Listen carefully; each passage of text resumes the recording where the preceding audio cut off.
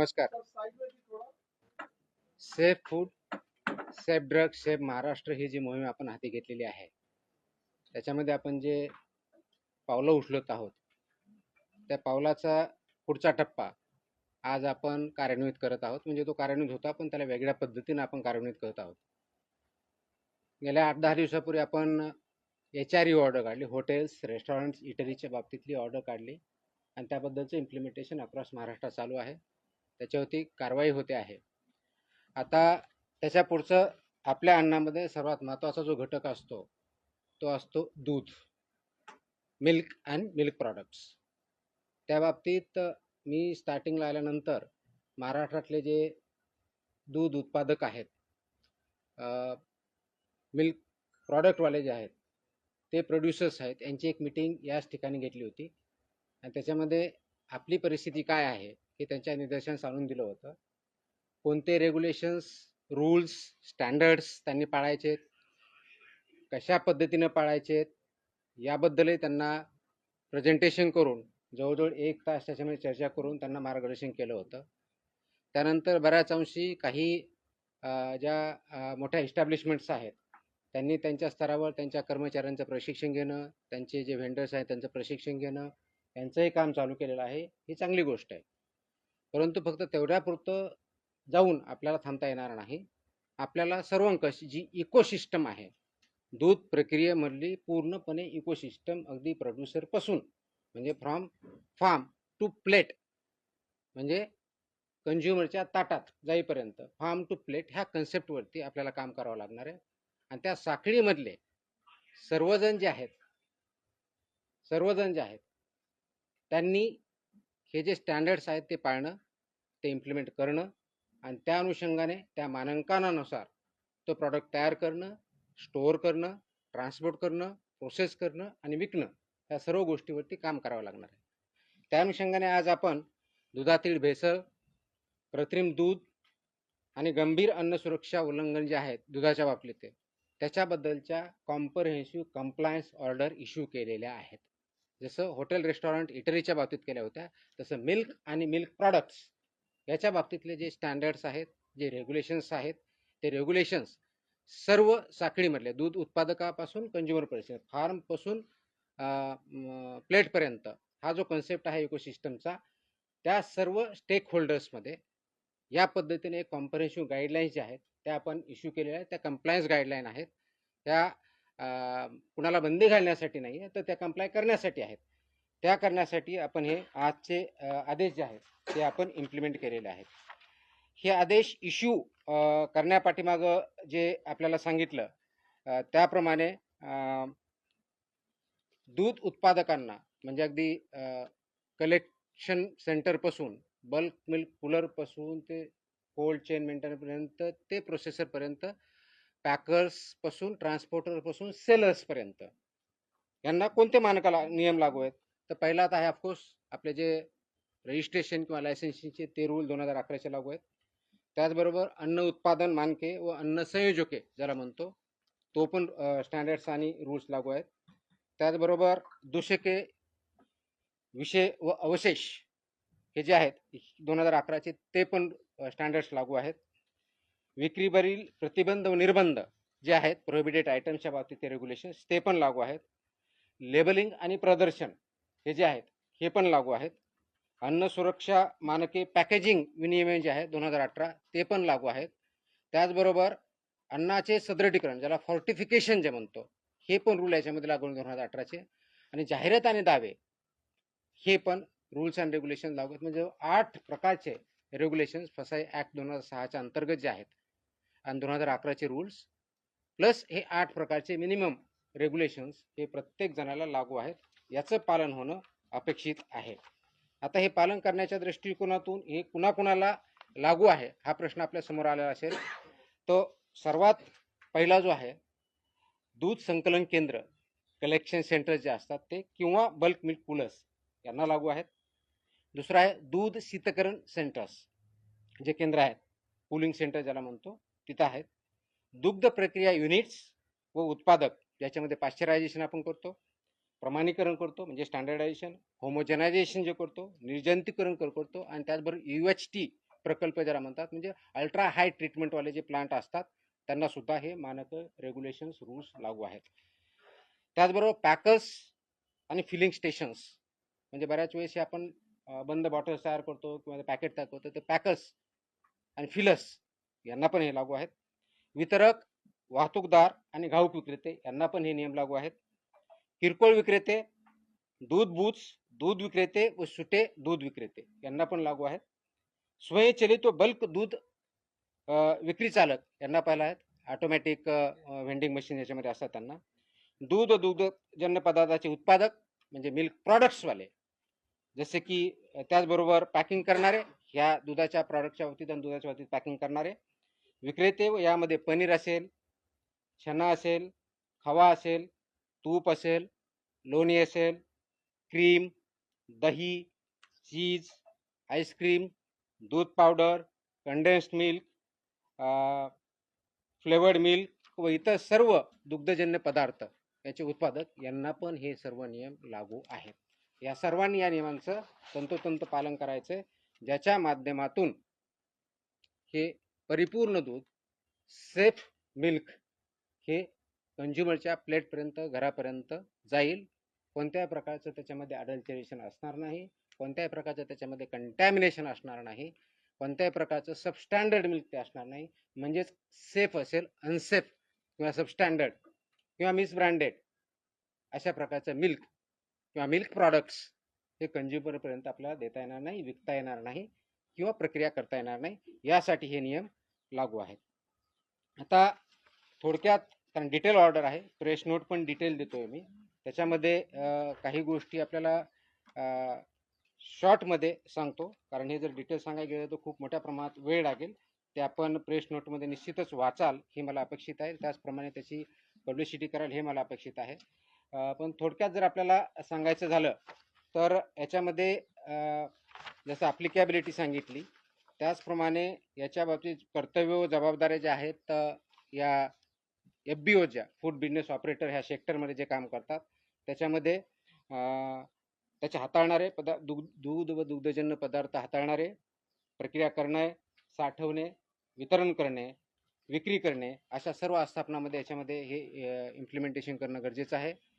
तिथल्या पायाभूत सुविधा आणि स्वच्छता ह्या महत्त्वाच्या आहेत. जे युनिट आहे, जसं हॉटेलच्या बाबतीत मी सांगितलं होतं तसं या बाबतीत पण आहे. ही आस्थापना जी असतात ह्या पूर्णपणे दूषितीकरणाचे संभाव्य स्त्रोतस्थान, म्हणजे ज्याला पोल्युशनचे शक्यता जी असते त्याच्यापासून दूर असणं अपेक्षित आहे. धूळ, सांडपाणी आणि कीटक यांपासून पूर्णपणे दूर असणं आणि प्रोटेक्ट असणं गरजेचं आहे. दूध स्वीकारणे, दॅट इज रिसेप्शन करणे, शीतकरण करणे, कोल्ड करणे, प्रक्रिया प्रोसेसिंग करणे, पॅकिंग, साठवणूक करणे, यासाठीचं स्पष्टपणे त्याचे एरिया दाखवला पाहिजे. एखादी डेअरी आहे किंवा प्रोसेसिंग प्लांट आहे, या ठिकाणी असे वेगवेगळे एरिया आहेत, ते डिमार्केट केले पाहिजेत, लेबल केले पाहिजे, त्या ठिकाणी तेच काम करता आलं पाहिजे. जसं हॉटेलच्या बाबतीत मी बोललो होतो की किचनमध्ये रिसेप्शनचा वेगळा पाहिजे, सिग्रिगेशनचा वेगळा पाहिजे, व्हेजचा पाहिजे, तसेच या बाबतीत सुद्धा जे दूध स्वीकारलं जातं तो वेगळा डिमार्केटेड एरिया पाहिजे, तिथले स्टँडर्ड्स वेगळे, ते त्याप्रमाणे पाळले पाहिजेत, इम्प्लिमेंट केले पाहिजेत. शीतकरण करण्याच्या बाबतीतल्या काय आहेत तिथं केले पाहिजेत. प्रोसेसिंग करण्याच्या बाबतीत आहे त्या ठिकाणचा वेगळा एरिया पाहिजे. पॅकिंग आणि साठवणूक ह्या वेगळ्या गोष्टी आहेत. याच्यामध्ये कोणत्याही परिस्थितीत परस्पर दूषितीकरण किंवा क्रॉस कंटॅमिनेशन होणार नाही याची काळजी आपल्याला घ्यायची, कारण हे क्रिटिकल पॉईंट असतात. त्याला HACCP असं म्हणतो, hazard analysis and critical control points असं म्हणतात. हे हॅझर्ड अनालिसिस त्यांनी ठेवणं, त्याच्यावरती डिटेलमध्ये थोड्या वेळात बोलेच मी. तसं अपडेशन करणं, ते फसाईच्या स्टँडर्ड प्रमाणे आहे ते कंप्लाय करणं आणि ते इम्प्लिमेंट करणं. म्हणजे एका क्रिटिकल पॉईंटला जर ते सबस्टँडर्ड आलं किंवा ॲज पर स्टँडर्ड आलं नाही तर तिथंच ते रिजेक्ट झाला पाहिजे. पुढं ते गुड्स, ते दूध किंवा दुग्धजन्य पदार्थ जो आहे पुढे जाता कामा नये, तो डिस्कार्ड तिथंच झाला पाहिजे. त्याच्यामुळे तर क्रिटिकल पॉईंट्स म्हणतात, त्याच्यामुळे क्रिटिकल कंट्रोल पॉईंट असं नाव दिलेलं आहे. क्रिटिकल तिथं बघायचं आहे, ते स्टँडर्डला असेल तर तो पुढे प्रोसेस होईल, अन्यथा तिथंच तो रिजेक्ट होईल. ही प्रोसेस इम्प्लिमेंट करणं गरजेचं आहे. ही जर इम्प्लिमेंट केलं तर खूप मोठ्या प्रमाणात क्वालिटेटिव्ह फरक पडू शकतो, ते इम्प्लिमेंट करणं गरजेचं आहे. हा झाला पहिला मुद्दा, मी जे पायाभूत सुविधेच्या बाबतीत बोलतोय, स्वच्छतेच्या बाबतीत बोलतोय. दुसरा मुद्दा जो आहे, दुधाच्या संपर्कात येणारे सर्व पृष्ठभाग, भांडी, जे तुमचा सरफेस एरिया जिथे जिथे असेल तिथे भांडी, युटेन्सिल ज्याला म्हणतो, पाईपलाईन, टाक्या व उपकरणे ही फूड ग्रेड लेवलच्या पाहिजे. अन्न श्रेणीतील म्हणजे जरा फूड ग्रेड जे सामान असतं ते वापरणं गरजेचं आहे. Stainless steel, food grade stainless steel हेच प्रॉडक्ट वापरणं अपेक्षित गरज आहे, किंवा इतर मान्यता प्राप्त विषमुक्त गंजरोधक पदार्थांची असावीत, हे मॅन्डेट आहे. बऱ्याच वेळेस आपण बघतो की स्टेनलेस स्टील नसतं किंवा फूड ग्रेड नसतं, तर ते चालणार नाही. त्याचबरोबर ती तात्काळ किंवा चांगल्या पद्धतीने इमिजिएटली स्वच्छ करता आली पाहिजे, ज्याला आपण CIP म्हणतो, क्लिनिंग प्लेस. ते पटकन करता आलं पाहिजे, त्या दृष्टीचीही पाहिजे. तिसरा महत्त्वाचा जो मुद्दा इन्फ्रास्ट्रक्चरच्या बाबतीतला, तो परवानाधारक जो आहे ते कीटक नियंत्रण, पेस्ट कंट्रोल जे आहे त्या बाबतीत त्यांचं संस्थेबरोबर टायअप पाहिजे, ज्या रजिस्टर्ड आहे त्यांच्याकडून ते पेस्ट कंट्रोल रेग्युलर बेसिसवर घेणं अपेक्षित आहे. तो वैध करार असला पाहिजे आणि त्याच्यामुळे कोणत्याही प्रकारचा उंदीर, कीटक व माशांचा प्रादुर्भाव याच्याबद्दल शून्य सहनशीलता किंवा झिरो टॉलरन्स पॉलिसी आहे, त्याप्रमाणे इम्प्लिमेंट केलं पाहिजे. गेल्या वेळेस मी हॉटेल, रेस्टॉरंट आणि इटरीच्या बाबतीत मी हे एक सांगितलं होतं की पेस्ट कंट्रोल व्यवस्थित पाहिजे. माझ्या असं काही निदर्शनास येत आहे की बऱ्याच लोकांनी त्याच्यामध्ये सुधारणा डेफिनेटली केलेली आहे, परंतु काही ठिकाणी फक्त ते सर्टिफिकेट दाखवलेलं गेलेलं आहे की आम्ही करून घेतलेलं आहे म्हणून, पण ते केलं जात नाही. यांच्यावरती आम्ही फक्त सस्पेन्शनशीच नव्हे तर रजिस्ट्रेशन कॅन्सलची कारवाई करून त्याच्याकडून प्रॉसिक्युशन पण करणार आहोत. तर हे सर्वांनी लक्षात घेतलं पाहिजे की फसवण्यासाठी करू नका, हे कंप्लायन्ससाठी आहे, हे थ्रेटन करण्यासाठी नाही. कारण याचा पूर्णपणे इम्पॅक्ट हा आपल्या नागरिकावरती, प्रत्येकावरती होतो, कारण ते फूड कंझ्युम केलं जातं आणि त्याचे परिणाम होतात. दुसरा जो मुद्दा मी सांगितला तो दूध स्वीकारणे, खरेदी, साठवणूक व शीतसाखळी हा एक क्रिटिकल पॉईंट आहे. याच्यामध्ये जे दूध घेतो आपण ते सर्व दूध व कच्चा माल जो आहे हे फक्त रजिस्टर्ड व्हेंडर्सकडूनच घेणं अपेक्षित आहे, कारण आपल्याला ट्रेस करणं गरजेचं आहे. मॅन्डेट आहे रजिस्टर्ड व्हेंडर्स त्यांच्याकडे असणं, त्यांचं रेकॉर्ड असणं, दररोज किती घेतलं त्याचं रेकॉर्ड असणं, त्याच्यामध्ये रिजेक्टेड जर काही दूध असेल तर त्याचं रेकॉर्ड व्यवस्थित ठेवणं, त्याचं रजिस्टर मेंटेन करणं, ते सबमिट करणं, हे सर्व जे कलेक्शन सेंटर्स आहेत, जे युनिट आहेत त्यांना मॅन्डेटरी आहे. हे खरेदी व संकलनाबाबतच्या नोंदी कमीत कमी 6 महिने हे त्यांनी प्रिझर्व करायच्या. 6 महिन्यामध्ये कोणत्याही अधिकाऱ्याने किंवा ऑथॉरिटीने ते रेकॉर्ड जर मागितलं तर त्यांनी सबमिट करणं मॅन्डेटरी आहे. त्याचबरोबर प्राप्त होणाऱ्या प्रत्येक खेप, ज्याला ट्रिप म्हणतो, टँकरच्या माध्यमातून असेल किंवा इतर असेल, ती स्वीकृतपूर्वी चाचणी करणं बंधनकारक आहे. ज्यावेळेस तुमच्याकडे टँकर येतो त्यावेळेस ॲक्सेप्ट करण्याच्या अगोदर त्याच्या ज्या मॅन्डेटरी टेस्ट आहेत त्या कंपल्सरी आहेत. त्या टेस्टमध्ये ते स्टँडर्ड प्रमाणे जर असेल तरच ते ॲक्सेप्ट करायचं आहे, अन्यथा रिजेक्ट करायचं आहे. आणि रिजेक्ट केलेला जो गुड्स आहे किंवा जे व्हेकल आहे त्याच्या बाबतीतचे इन्फॉर्मेशन बाकी सर्वांना पण द्यायची. अन्यथा काय होतं की एका ठिकाणी रिजेक्ट केला जातो, तेच टँकर दुसरीकडे जातं, तिथं ॲक्सेप्ट केलं जातो, ते चालणार नाही. बैठकीमध्येही मी सांगितलं होतं, आता मी परत रिपीट करतोय की अशा प्रकारचं एका ठिकाणी जर गुड्स रिजेक्ट केलं आणि ते कारण द्यावं लागतं की तुम्ही ह्या कारणासाठी आम्ही रिजेक्ट करतोय, तर that will not be accepted anywhere. आणि असं जर झालं तर जो घेणारा आणि विकणारा दोघांना आम्ही जबाबदार पकडून त्यांच्यावरती आम्ही कारवाई करणार आहोत. ते करताना कोणत्या प्रकार, ज्यावेळी रिसेप्शन करतो तर आपण काय बघितलं पाहिजे, कोणत्या प्रकारच्या टेस्ट आपण जे म्हणतो, साध्या असे टेस्ट असतात पण इम्पॉर्टंट आहेत, क्रिटिकल आहेत, जरा ऑर्गॅनोलेप्टिक तपासणी म्हणतात. आता ऑर्गॅनोलेप्टिक म्हणजे काय, आपल्याला आपल्या डोळ्याने दिसतं, नाकाने वास येतो, ह्या ज्या गोष्टी बघायच्यात, कलर असेल, ह्या गोष्टी त्याला ऑर्गॅनिक आपल्या ऑर्गन्सनी, पंचेंद्रिय म्हणतो आपले जे आहेत त्याच्या माध्यमातून पहिली टेस्ट असते, ते आपण बघायची असते. त्याचबरोबर तापमान, टेम्परेचर आहे ते बघायचं असतं. दूध स्निग्धांश म्हणजे फॅट जे आहे त्याच्यामधलं ते टेस्ट करायचे असते. त्याचबरोबर सॉलिड नॉट फॅट्स याची काय परिस्थिती बघायची असते. क्लॉट ऑन बॉइलिंग किंवा अल्कोहोल टेस्ट ज्याला म्हणतो ती करायची असते. ही सर्व गोष्टी जर केल्या तर बेसिकली ते स्टँडर्ड प्रमाणे आहे किंवा सबस्टँडर्ड आहे किंवा अनसेफ आहे आपल्याला कळतं, आणि त्याच्यानंतरच ते दूध ॲक्सेप्ट करायचं आणि मग पुढे जाऊ द्यायचं. ते जर त्या टेस्टमध्ये सबस्टँडर्ड येत असेल तर ते रिजेक्ट व्हायला पाहिजे आणि त्याच्यावरती त्यांना सांगून ते रिजेक्ट ॲक्च्युली डिस्ट्रॉय व्हायला पाहिजे, कोणत्याही दुसऱ्या चेनकडे जाता कामा नये. दुसरी महत्त्वाची जी बाब आहे, शीत साखळी ही खूप क्रिटिकल आहे. कोल्ड चेन ज्याला म्हणतो, कोल्ड चेन मेंटेन करणं हे बंधनकारक आहे. त्याच्यामध्ये कोणत्याही प्रकारची तडजोड, कॉम्प्रोमाइज आपण मान्य करणार नाही. कच्चं दूध जे असतं शक्यतोवर लवकरात लवकर आणि जास्तीत जास्त कोणत्याही परिस्थितीत 2 तासाच्या आत कोल्ड चेनमध्ये आणलं पाहिजे. म्हणजे तुम्ही दूध काढल्यानंतर 2 तासापर्यंत ते व्यवस्थितपणे त्याला कोणत्याही प्रकारचं बॅक्टेरियल किंवा हे ग्रोथ होत नाही, ते जर व्यवस्थित आपण सॅनिटरी कंडिशनमध्ये व्यवस्थित ठेवलं, प्रिझर्व केलं तर. पण 2 तासानंतर त्याला मात्र तासाच्या आत ऑलमोस्ट आपल्याला ते कोल्ड चेनमध्ये आणायचं असतं. कोल्ड चेन म्हणजे इथं 4 डिग्री सेल्सिअस असतं. आणि म्हणून आपण गेल्या मीटिंगमध्ये सांगितलं होतं की जे मेजर ठोक खरेदीदार आहेत, डेअरीज आहेत किंवा पावडर प्लांट किंवा इतर मिल्क प्रोड्युसर्स आहेत, यांना डायरेक्टली जे घेतात, तर ते सकाळी आणि संध्याकाळी 2 शिफ्टमध्ये कलेक्ट करा हे निर्देश दिले होते. कारण रात्री काढून ठेवलं तर सकाळपर्यंत ते ऑलरेडी खराब होणार आहे. टेम्परेचर 4 डिग्री सेल्सिअस जर शेतकऱ्याकडे नसेल त्या पद्धतीने ठेवायचं तर ते खराब होऊन दुसऱ्या दिवशी येणार आहे आणि तो प्रॉब्लेम होतो. म्हणून 2 वेळच्या शिफ्ट करायचे मी सांगितलं होतं. त्या दृष्टीने काही कारवाई चालू आहे, ते परिपूर्ण होणं अपेक्षित आहे. ते थंड केल्यानंतर त्या 4 डिग्री सेल्सिअसला ट्रान्सपोर्ट अगदी डेअरी जाईपर्यंत किंवा प्रोसेस जाईपर्यंत मेंटेन करायचं आहे, हे त्याच्यामधलं मॅन्डेट आहे. आणि जर फ्रोझन फूड असेल तर त्याला -18 डिग्री सेल्सिअसमध्ये प्रिझर्व करणं अपेक्षित आहे. कोल्ड आणि फ्रोझन याच्यामधला हा फरक आहे, 4 डिग्री आणि -18 डिग्री. हेच करत असताना परत गेल्या वेळेस जसं सांगितलं होतं की हे पदार्थ जे आहेत जमिनीपासून उंच, भिंतीपासून दूर, झाकलेल्या, लेबल लावलेल्या, कीड प्रतिबंधक भांड्यातच ठेवायचे आहेत. त्या गाईडलाईन्स आहेत, त्याला फिफो सिस्टमनुसार ते इम्प्लिमेंट करायचं आहे.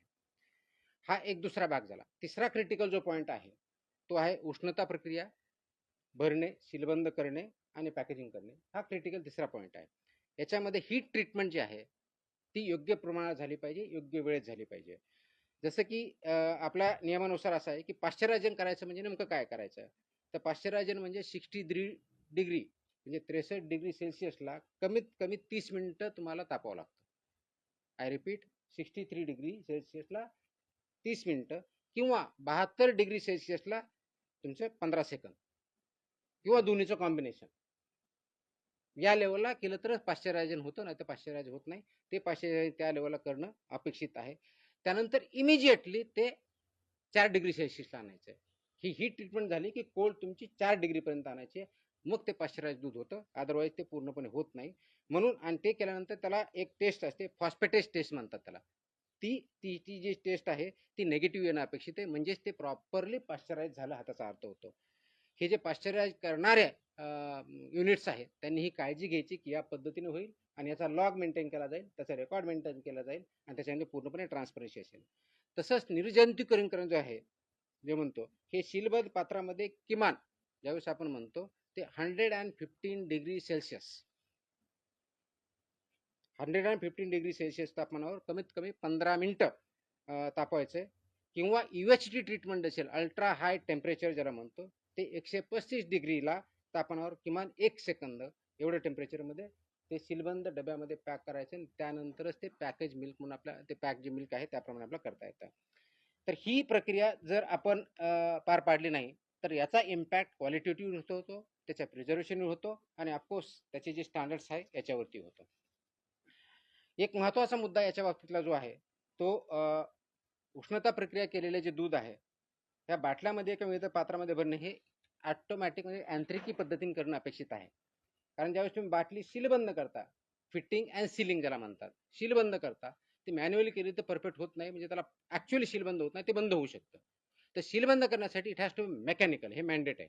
त्याच्यामुळे ते प्लांटमध्ये केलं जातं आणि जेणेकरून ती उघडता येणार नाही, उघडली तर कळेल. कोणी जर ओपन केलं तर त्याच वेळेस कळेल आणि ओपन केल्यानंतर पुन्हा सेल करता येत नाही.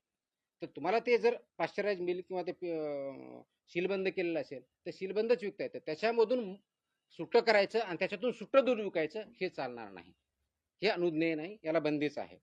तर ही दुसऱ्या प्रकारची सांगितले उष्णता प्रक्रिया, भरणे, सीलबंद करणे आणि पॅकेजिंग करणे याच्याबद्दलचा क्रिटिकल पॉईंट आहे.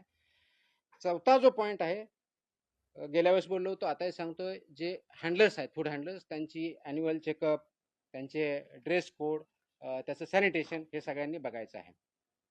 हे करत असताना FSMS सिस्टम जी म्हटलं होतं, फूड सेफ्टी मॅनेजमेंट सिस्टम, ती त्यांनी इम्प्लिमेंट करायची, तयार करायची, इम्प्लिमेंट करायची.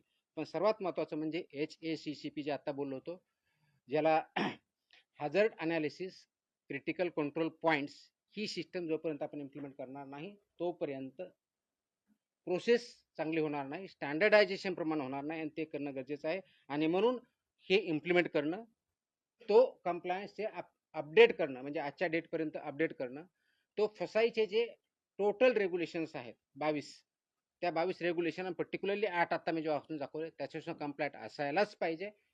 तो डिस्प्ले करणं आणि 6-6 महिन्यांनी होईना तर पिरियॉडिक रिपीट करून ते इम्प्लिमेंट करणं हे अपेक्षित आहे.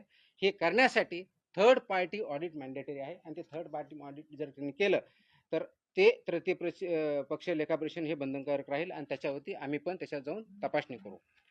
त्याचबरोबर मग ग्राहक माहिती, लेबलिंग आणि पारदर्शकता असायला पाहिजे. जे लेबलिंगच्या बाबतीत महत्त्वाची गोष्ट आहे.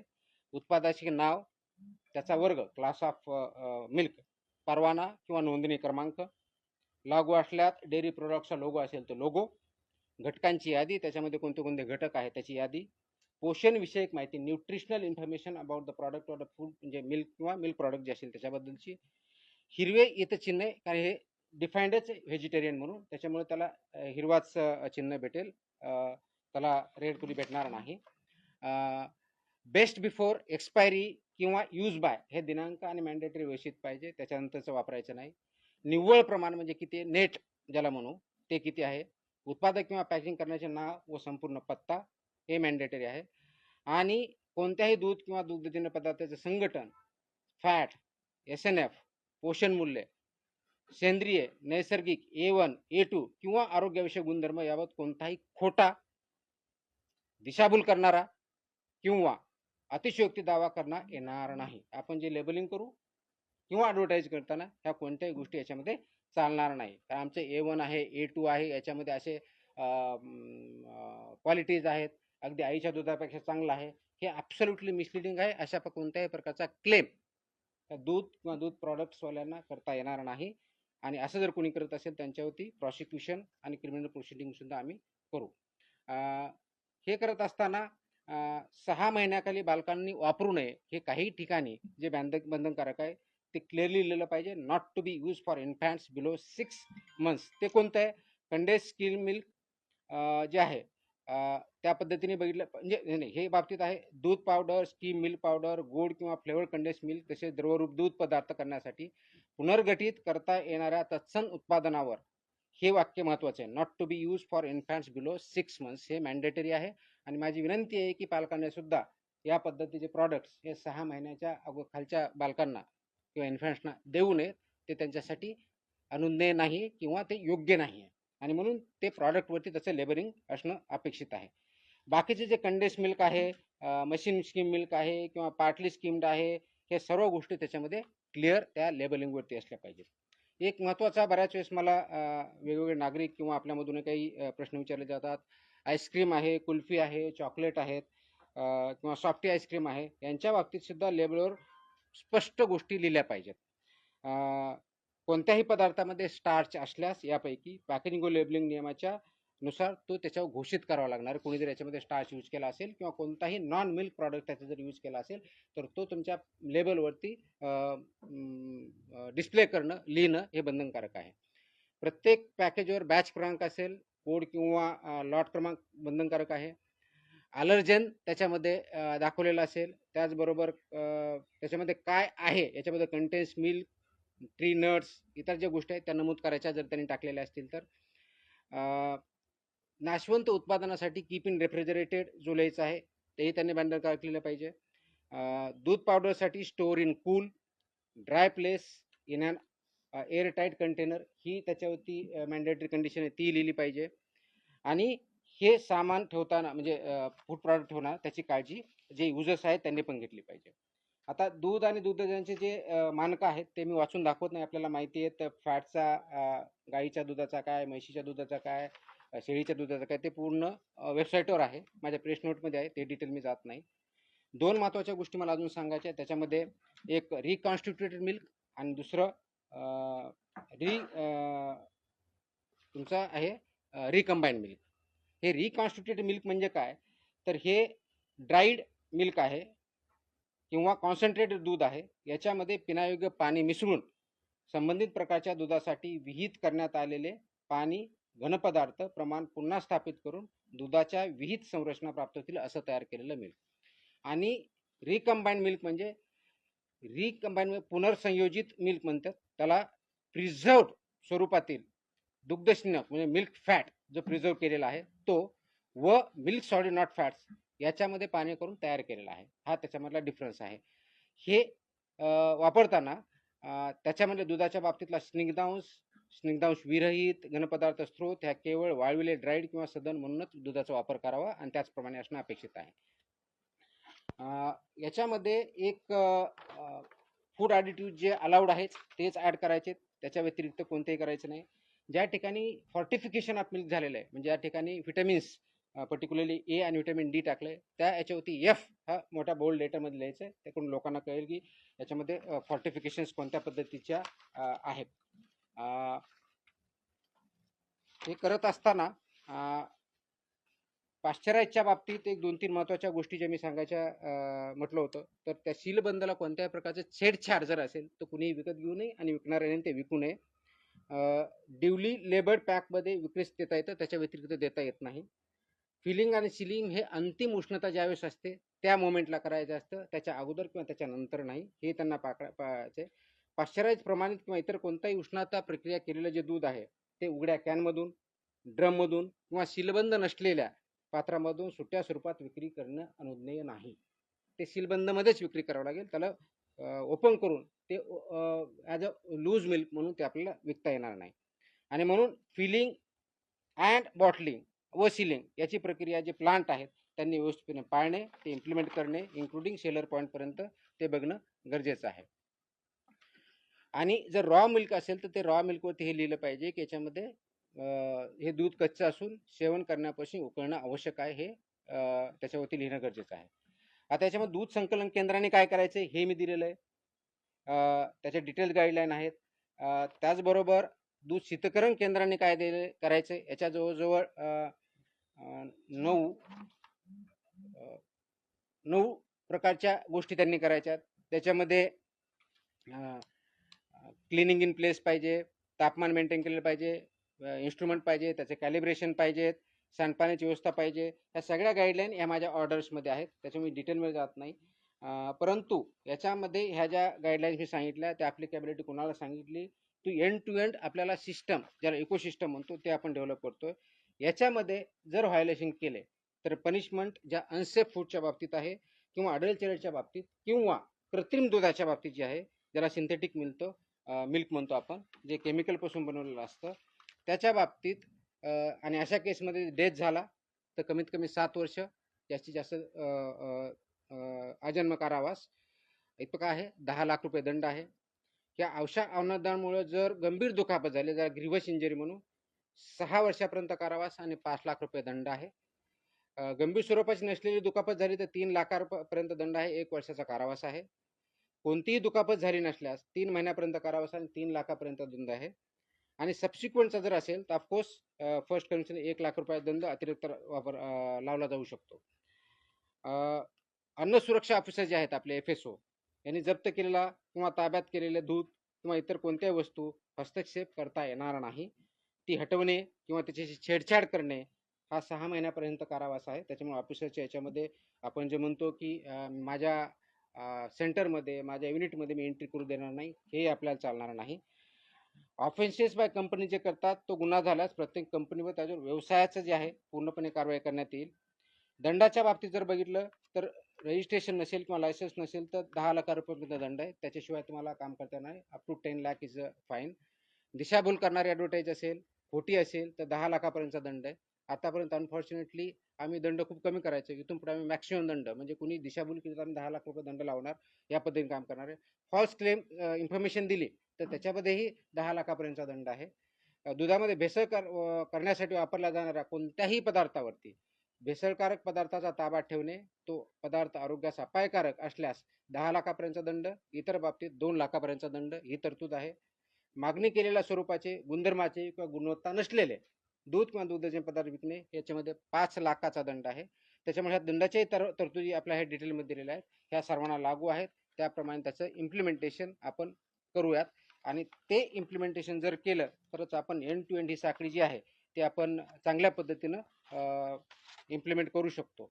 आता थोडक्यात जर याच्यामध्ये सांगायचं तर आमचं मिशन काय आहे, आपलं मिशन काय महाराष्ट्राचं, तर महाराष्ट्राचं मिशन आहे की महाराष्ट्रातल्या प्रत्येक नागरिकाला हे आपल्याला सुरक्षित अन्न द्यायचं आहे, शुद्ध सकस दूध द्यायचं आहे आणि त्याच्या माध्यमातून आपल्याला भेसळमुक्त महाराष्ट्र दुधाच्या बाबतीत करायचं आहे. हे करत असताना फूड सेफ्टी मॅनेजमेंट सिस्टम आपल्याला डेव्हलप करायची, पूर्ण इकोसिस्टम आपण डेव्हलप करत आहोत आणि याच्यामधलं गायडिंग प्रिन्सिपल हे पब्लिक हेल्थ हे आहे आणि त्याचबरोबर जेन्युइन बिझनेसेस जे आहेत त्यांना प्रमोट करणं, त्यांना सपोर्ट करणं आहे आणि नॉन जेन्युइन बिझनेसेस जे आहेत त्यांना पनिशमेंट करणं, त्यांना सिस्टमच्या बाहेर काढणं हे आहे. याच्यामध्ये आरोग्यविषयाच्या दुधातल्या ज्या थोडक्यात मी परत रिपीट करून चिंता काय आहेत, तर पाण्याची भेसळ होते, हा महत्त्वाचा मुद्दा आहे. सिंथेटिक दूध वापरलं तर दुसरा मुद्दा आहे. युरिया, डिटर्जंट, कॉस्टिक सोडा, स्टार्च, ग्लुकोज, मेलामाइन इत्यादी रसायनांचा वापर करतो, तो पूर्णपणे प्रोहिबिटेड आहे. तो पॉयझनस आहे. That is not allowed. ते करता येणार नाही. मिल्क फॅट व एसएनएफ याचं मानांकाप्रमाणे मानांकांचं उल्लंघन करता येणार नाही. अफ्लाटॉक्सिन, M1 आणि अँटीबायोटिक रेसिड्यू आहेत ते याच्यात असणं अपेक्षित नाही. जे लिमिट आहे त्याच्या बाहेर त्याच्यामध्ये येता कामा नयेत. कोल्ड चेन मेंटेन करणं मॅन्डेटरी आहे. विना परवाना किंवा विना नोंदणी कोणताही उद्योजक याच्यामध्ये काम करू शकत नाही. चुकीचे लेबलिंग, ग्राहकाची दिशाभूल हे करता येणार नाही. अस्वच्छ परिसर किंवा अन्न हाताळ्या कर्मचाऱ्याच्या हेल्थकडे दुर्लक्ष किंवा अनहेल्दी कर्मचाऱ्यांनी ते करणं हे अपेक्षित नाही आहे. आणि म्हणून फार्म टू प्लेट या तत्वावरती ही जी इकोसिस्टम असणं अपेक्षित आहे ती परिपूर्ण विशेष सायकल करण्याचा आपला उद्देश आहे. त्या दृष्टिकोनातून जवळजवळ 25 रिफॉर्म्स या ऑर्डरच्या माध्यमातून आपण इम्प्लिमेंट केले. थोडक्यात त्याची लिस्ट इथं मी दिलेली, मी परत ती वाचत नाही, आपण त्याच्यामध्ये वाचू शकता. त्याच्यामध्ये आणखी आपण अवेअरनेस क्रिएट करू शकता आपल्या माध्यमातून. संपायच्या अगोदर फक्त 2 गोष्टी. पहिलं आपलं जे होतं आपण निरीक्षण करायचो, नमुना घ्यायचो, अहवाल द्यायचो आणि कारवाई करायचो किंवा कारवाई झाल्यास सांगायचो. ह्या 3 पॉईंटवर चालवते. आपण आता तसं करत नाही आहे. आपण आता पूर्णपणे एंड टू एंड इकोसिस्टमच्या दृष्टिकोनातून कारवाई करतोय. हेल्दी फूड, हेल्दी मिल्क, कोणत्याही फूडचा आयटम आणि हेल्दी ह्युमन बिईंग हा त्याच्या पाठीमागचा कन्सेप्ट, हा त्याच्या पाठीमागचा गोल आहे. ते करण्यासाठी आपण अनालिसिस करतो. त्याचबरोबर गुप्त माहिती पण भेटते, इन्फॉर्मेशनही भेटते. त्याचं निरीक्षण किंवा अनालिसिस आपण परत करतो. आपण टेस्टही घेतो, प्रयोगशाळाचं विश्लेषणही करतो. ट्रेसेबिलिटी आपण जसं सांगितलं की N2 आपण ते करण्याचा प्रयत्न करतोय. पुरवठा साखळीचा पूर्ण तपास करणार आहे आपण. मूळ स्रोतावरती कारवाई करणं आणि नंतर प्रोसिक्युशन करणं या पद्धतीनं काम चालणार आहे. फक्त जो कोणी व्हेंडर आहे याच्यापुरतं मर्यादित न राहता तर पूर्ण ट्रेस आउट करून त्या सायकलमध्ये जे कोणी एलिमेंट इन्व्हॉल्ड आहेत त्या सर्वांवरती ह्या गोष्टी लागू आहेत. अशा दृष्टिकोनातून आपण काम करणार आहोत. त्याच्यामुळे ही चेकलिस्ट पण आपण दिलेली आहे आणि या दृष्टिकोनातून आपण काम करतोय. एक प्रश्न तुम्ही विचारणार आहात, त्याच्या अगोदर उत्तर देतो की रॉ मिल्क विक्रीला बंदी आहे का? त्याचं उत्तर नाही असं आहे. रॉ मिल्क तुम्ही विक्री करू शकता. ती विथ अटीच्या अधीन राहून आहे, त्या पद्धतीने करायची आहे. सिंथेटिक मिल्क म्हणजे नेमकं काय? तर त्याचा उत्तर असं आहे की ते अस्सल दूध नाही आहे, ते केमिकल पदार्थापासून आपण तयार केलेले हे सिंथेटिक मिल्क असतं. ट्रेसेबिलिटी म्हणजे काय? तर उत्पादकापासून कंझ्युमरपर्यंत गेलं त्याचा आपल्याला ट्रेस आउट करता आला पाहिजे ह्या दृष्टीने आहे. कोल्ड चेन का महत्त्वाची? तर त्याच्यामुळे दुधामध्ये सूक्ष्मजीव वाढू नये यासाठी ते कोल्ड चेन महत्त्वाची आहे. आणि फास्टॅग जो ॲप आहे तो फसाईने तयार केलेला food safety training and certification program जे आहे त्याच्या अंतर्गतच आपला कनेक्ट आहे. तो ॲप पण आहे आणि ते ट्रेनिंग पण आहेत. हे आदेश हे बेसिकली अनुपालन आदेश आहेत, हे बंदी आदेश नाही आहेत. आणि त्यामुळे हे ग्राहकाच्या संरक्षणासाठी, त्यांच्या हेल्थसाठी आणि जेन्युइन उद्योजकांच्या बरारीसाठी आहेत. ते कुणाला प्रिव्हेंट नेगेटिव्ह ऑर्डर नाही, हे पॉझिटिव्ह कंप्लायन्स ऑर्डर आहे आणि ते इम्प्लिमेंट करण्याचं काम, एन्श्युअर करण्याचं काम ॲज अ रेग्युलेटरी एजन्सीमधून कमिशनर फूड सेफ्टी किंवा FDA डिपार्टमेंटचं आहे. त्या दृष्टीने आपण काम करत आहोत. हे करण्याचा उद्देशच एवढा आहे की दूध हा घटक अगदी लहान मुलापासून वयोवृद्ध माणसापर्यंत सर्वजण डेली बेसिस, ऑलमोस्ट डेली बेसिसवरती त्याचा वापर होतो. त्याच्यामधून खूप मोठ्या प्रमाणावरती परिणाम झालेले आहेत. आणि म्हणून माझी सर्व याच्या उद्योजक जे आहेत त्याच्यामध्ये त्यांना विनंती आहे की हे जे स्टँडर्ड्स आहेत, हे जे रेग्युलेशन्स आहेत आणि ह्या ज्या ऑर्डर्स आहेत याचं तंतोतंत पालन करा, त्याचं इम्प्लिमेंटेशन करा, जेणेकरून FDAला आपल्या आल्यानंतर सॅटिस्फाय होऊन बाहेर येईल की आपल्यावरती कारवाई करण्याची गरज पडणार नाही. अन्यथा आम्हाला प्रॉसिक्युशन करण्यापासूनच जे व्हायोलेशन ज्या लेवलचे आहेत त्याप्रमाणे कठीणातली कठीण किंवा स्ट्रॉंगेस्ट ॲक्शन ती घ्यावी लागेल. Because we mean business, we don't compromise on the health of people. Thank you.